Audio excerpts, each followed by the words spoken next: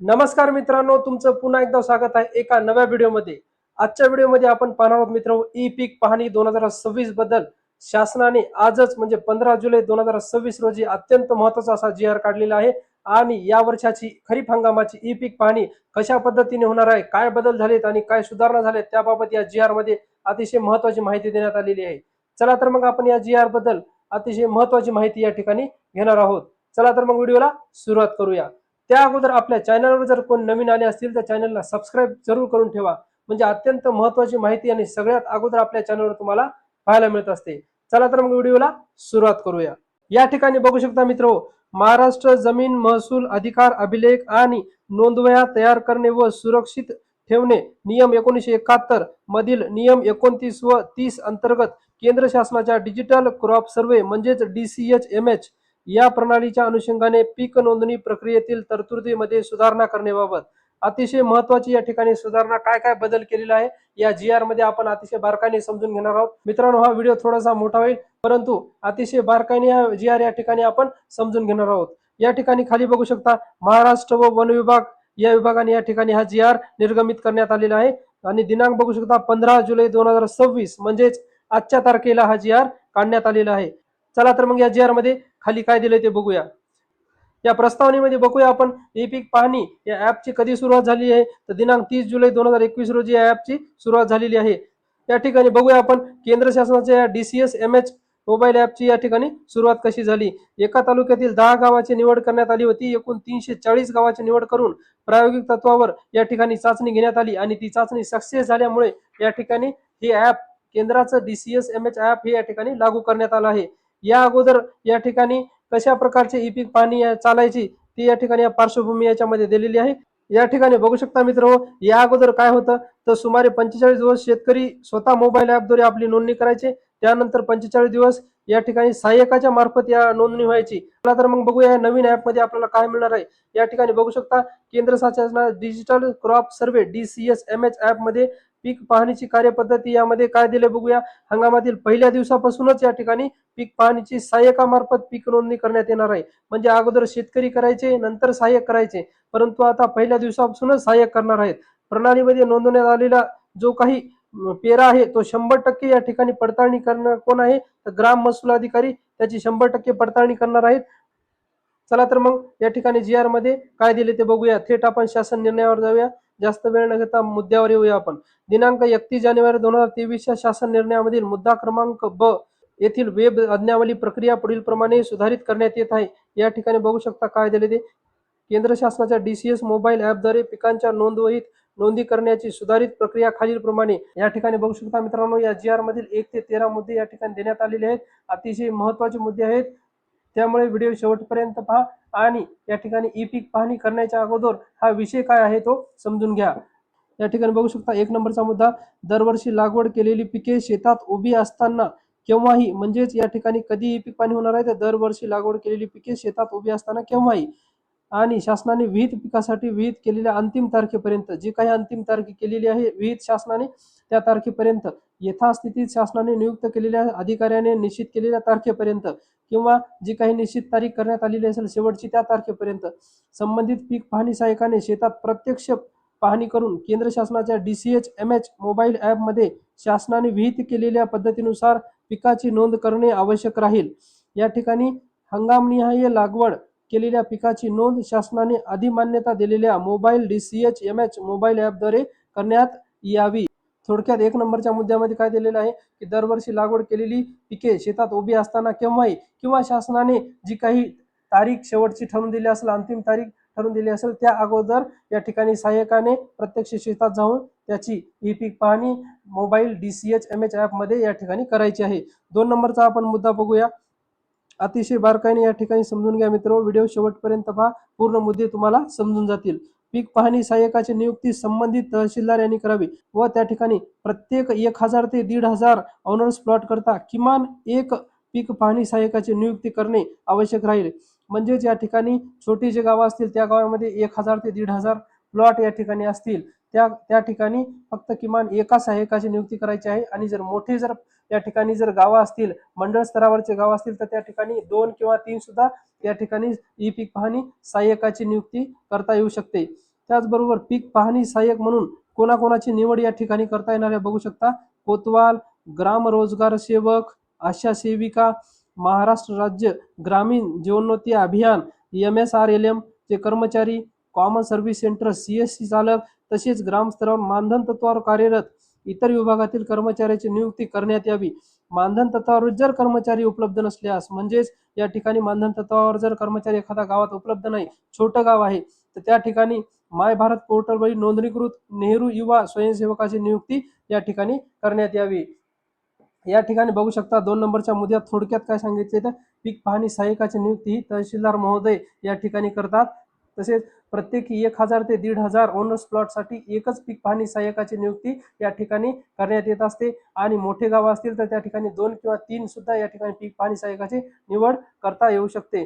या ठिकाणी कोणाकोणाची पीक पाहणी सहाय्यक म्हणून निवड करता येते तर बघू शकता. कोतवाल, ग्राम रोजगार सेवक, आशा सेविका, महाराष्ट्र राज्य ग्रामीण जीवनोन्नती अभियान, तसेच CSC चालक आणि जे काही ग्रामस्तरावर मानधन तत्वावर जे कर्मचारी काम करतात त्यांची नियुक्ती करता येते.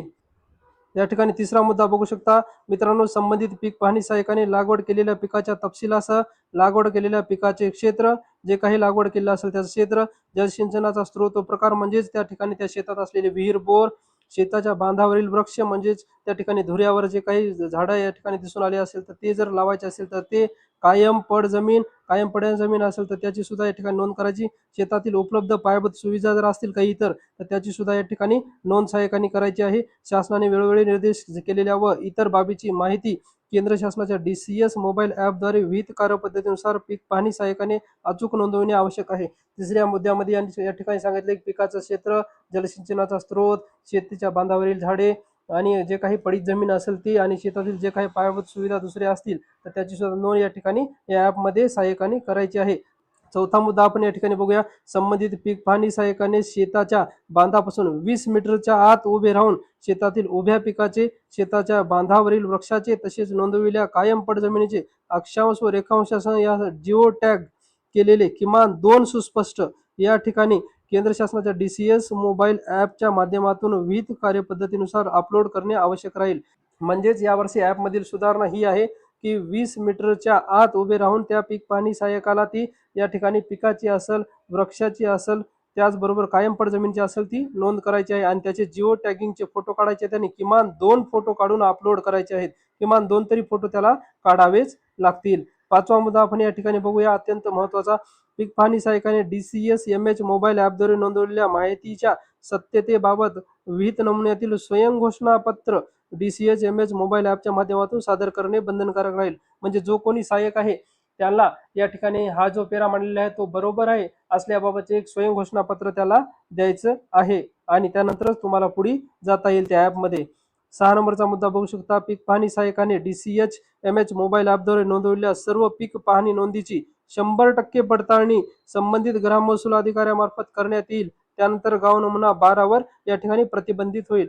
या ठिकाणी आपण जुनं गेल्या वर्षीचं पाहत होतो त्यामध्ये या ठिकाणी कोणतीही 100% पडताळणी ग्राम महसूल अधिकारीकडे म्हणजेच तलाठी यांच्याकडे नव्हती. तर यावर्षी तुम्ही जे काही पेरा मांडसाल ते 100% पडताळणी ग्राम महसूल अधिकारी करणार आहेत, आणि त्यानंतर तुमचा 7/12 तो पेरा येणार आहे. 7वा मुद्दा बघूया आपण यामधील. पीक पाहणी सहाय्यकाने DCS MH मोबाईल ॲपद्वारे नोंदवण्यात आलेली पीक पाहणीची माहिती ग्राम महसूल अधिकाऱ्यांच्या पडताळणी अंती चुकीची अथवा वस्तुस्थिती दर्शक विसंगत आढळल्यास, म्हणजेच त्या ठिकाणी जी काही माहिती ज्या पीक पाहणी सहाय्यकाने नोंदवली असेल आणि ती जर या ठिकाणी चुकीची असेल किंवा विसंगत जर असेल तर संबंधित पीक पाहणीची नोंद रद्द करण्यात येईल. या ठिकाणी ग्राम महसूल अधिकारी सदरील पीक पाहणीची नोंद रद्द करतील. मग त्या ठिकाणी रद्द केल्याच्या नंतर सदर क्षेत्राची पीक नोंदणी पुन्हा करण्यासाठी क्षेत्र DCS MH मोबाईल ॲपद्वारे संबंधित पीक पाहणी सहाय्यकास पुन्हा उपलब्ध होईल. म्हणजे जर एखादी पीक पाहणी सहाय्यकानं पेरा नोंदवला आणि तो जर चुकीचा वाटला किंवा विसंगत जर असेल तर तो या ठिकाणी ग्राम महसूल अधिकारी यांच्या मार्फत रद्द करता येईल आणि तो पुन्हा पीक पाहणी सहाय्यकाला पेरा नोंदवण्याकरता उपलब्ध होईल तो गट. 8व्या नंबरचा मुद्दा आपण बघूया. ग्राम महसूल अधिकारी यांनी DCS वेबसाईटद्वारे प्रमाणित केलेल्या पीक पाहणीची माहिती गाव नमुना 12 प्रतिबंधित झाल्याच्या नंतर म्हणजेच या ठिकाणी ग्राममहसूल अधिकाऱ्यांनी मान्यता दिली आणि ती 7/12 या ठिकाणी पेरा आलेला आहे। आणि त्यानंतर जर कोणतीही दुरुस्ती अथवा बदल जर आवश्यक आहे, जर वाटलं की आपल्याला त्यानंतर तो पेरा चुकलेला आहे किंवा तो चुकीचा या ठिकाणी आलेला आहे, तर संबंधित शेतकऱ्यांनी चालू हंगाम संपण्याच्या पूर्वी म्हणजेच जर आपण खरीप हंगाम जर घेतला तर खरीप हंगामामध्ये तो संपण्याच्या पूर्वी मंडळ अधिकाऱ्याकडे DCS वेब प्रणालीद्वारे अर्ज सादर करता येईल। म्हणजेच या ठिकाणी ग्राममहसूल अधिकारी मान्यता देऊन 7/12 पेरा आला आणि त्यामध्ये जर चुकीचं काही आढळून आलं तर तो या ठिकाणी DCS वेब प्रणालीद्वारे तुम्हाला मंडळ अधिकारी यांच्याकडे अर्ज करता येईल, परंतु तो कधी तर हंगाम संपण्याच्या पूर्वी करता येईल। त्यानंतर 9वा मुद्दा आपण बघूया, त्याच्याशी संबंधितच आहे। मुद्दा क्रमांक 8 मधील संबंधित शेतकऱ्याकडून अर्ज प्राप्त झाल्याच्या नंतर म्हणजे शेतकऱ्याने मंडळ अधिकारी यांच्याकडे अर्ज केल्यानंतर मंडळ अधिकारी शक्य तितक्या लवकर म्हणजे चालू हंगाम संपण्याच्या पूर्वी सदर अर्जाची दखल घेऊन नोंदीची पडताळणी करण्यासाठी संबंधित शेतात भेट देतील। म्हणजे या ठिकाणी मंडळ अधिकारी संबंधित शेतामध्ये या ठिकाणी जातील व आवश्यकतेनुसार अर्जदारास सुद्धा सूचना या ठिकाणी देतील आणि आवश्यक चौकशी व पंचनामा करतील। संबंधित या ठिकाणी त्या गटात जाऊन या ठिकाणी चौकशी व पंचनामा करतील आणि पडताळणी अंती त्यांना जे काही नोंद चुकीची अथवा वस्तुस्थिती जर विसंगत असल्याचे जर आढळून आलं तर ते त्या ठिकाणी नोंदीमध्ये आवश्यक ती दुरुस्ती करतील। या ठिकाणी प्रत्यक्ष जाऊन पंचनामा करतील, पाहणी करतील आणि त्यानंतरच त्यावर निर्णय या ठिकाणी मंडळ अधिकारी घेतील।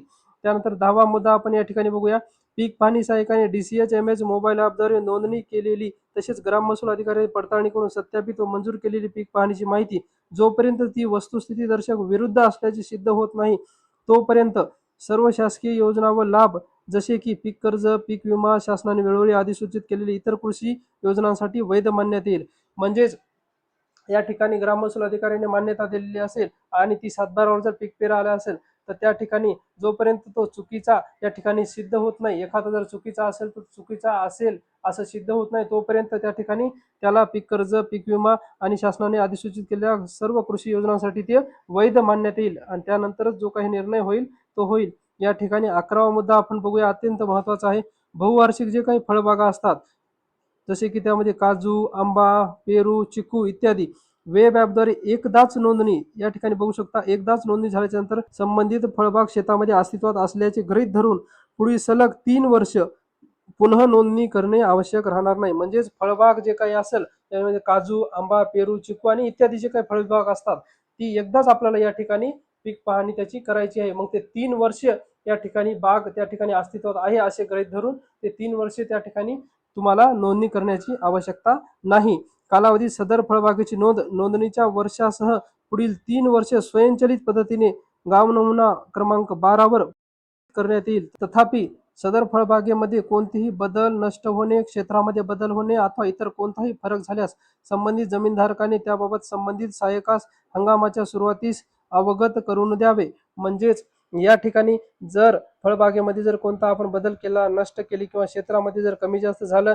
तर संबंधित शेतकऱ्याने त्या सहाय्यकाला पुढच्या वर्षी सांगायचं आहे की हंगामामध्ये या ठिकाणी आपल्या फळबागेमध्ये बदल झाला आहे, नाहीतर ते 3 वर्ष सलग तो पेरा जो काय आहे तो ऑटोमॅटिक 7/12 वर येत राहील।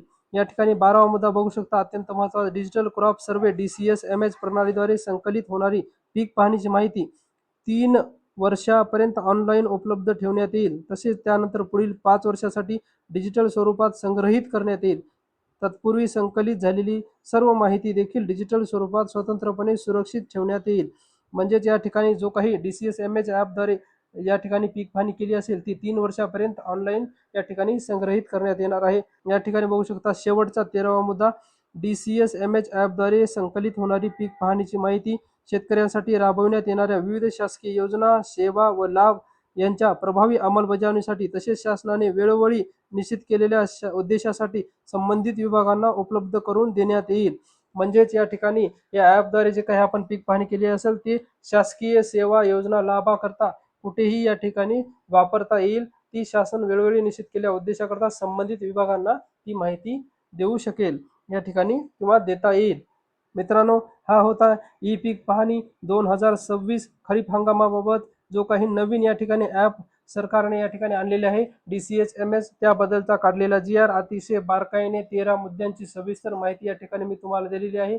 आता या ठिकाणी तुम्हाला या वर्षीची ई पीक पाहणी करण्याची आवश्यकता नाही, सर्व काम 100% या ठिकाणी सहाय्यकाच्या माध्यमातून करण्यात येणार आहे. चला तर मित्रांनो, पुन्हा अशाच अत्यंत महत्त्वाच्या माहितीसाठी आपल्या चॅनलला सबस्क्राईब करून ठेवा आणि पुन्हा भेटूया अशाच एका महत्त्वपूर्ण व्हिडिओसह. तोपर्यंत जय हिंद, जय महाराष्ट्र. शेतकरी बांधवांनो, तुम्हाला जुना सातबारा घर बसल्या काढायचा आहे का? या व्हिडिओवर क्लिक करा आणि 1950 पासून ते 2016 पर्यंत घर बसल्या एका मिनिटात आपल्या मोबाईलवर आपल्या शेतीचा सातबारा काढा. अतिशय साध्या सोप्या भाषेमध्ये सविस्तर व्हिडिओ बनवलेला आहे. व्हिडिओ शेवटपर्यंत पहा आणि आपला सातबारा घर बसल्या काढा.